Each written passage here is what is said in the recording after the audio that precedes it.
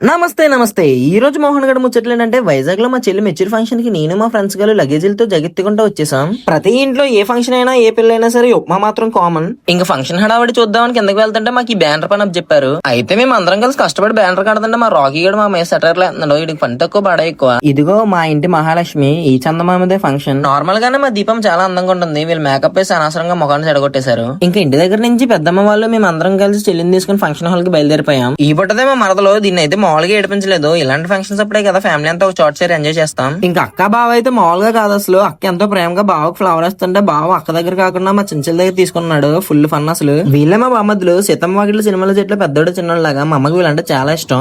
మా నాన్న చూసారా హీరోలా ఉన్నారు. ఫంక్షన్ మొత్తం డామినేట్ చేసేస్తున్నారు. ఇంకా సరదాగా మాట్లాడుకుంటూ భోజనాలకు వెళ్ళిపోయాం. మా రాగి గడు తినకుండా ఏదో ఫుడ్ ప్రమోషన్ రివ్యూ ఇచ్చినట్టు రివ్యూ ఇస్తున్నాడు. ఇంకా ఈవినింగ్ జరిగిన హెల్తీ అయితే ఒక రేంజ్ లో ఎంజాయ్ చేసాం. మా వీడియో పార్ట్ 2 లో అప్లోడ్ చేస్తా. అప్పటి వరకు మన పేజ్ ని ఫాలో చేసుకోండి. ఇది ఈ రోజు మోహన్ గడ ముచ్చట్లు. ఉంటా మరి జాగ్రత్త. Love you.